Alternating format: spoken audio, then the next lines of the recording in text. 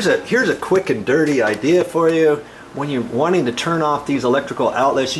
I'm in a kitchen, so usually in a kitchen when you have plugs on the wall like this, plugs I call, those are electrical outlets. Some people will say, hey Joe, those aren't plugs. You put a plug into an outlet.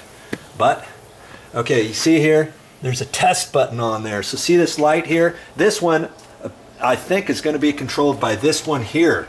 Okay, there's a test button on there. And so I'm going to press the test button. 3, 2, 1. Boom. Okay, the power's off to that.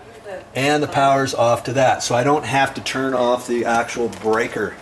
Okay, now this one probably is by itself. And see, the test button is right here. So we'll put this in. So see, this tester, that's pretty cool.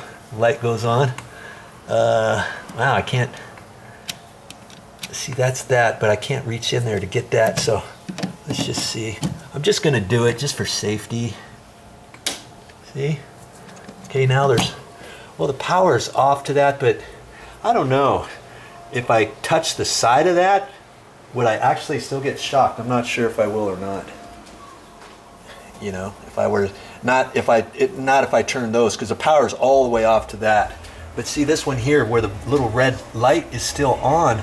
If this was off, if I was working around there, and if I touched two screws at the same time, I think that I would still get shocked, even though this is off. Okay, does that make sense? So you could probably turn the breakers off, but I'm really not going to be too close to this one. I got to do just a little bit of work on that and this, especially right here, because I got to bridge the mud from here over and at the top too. So I know right now there's no power to this one at all, because that one's fed off of that GFI outlet. Okay, there's a tip for you.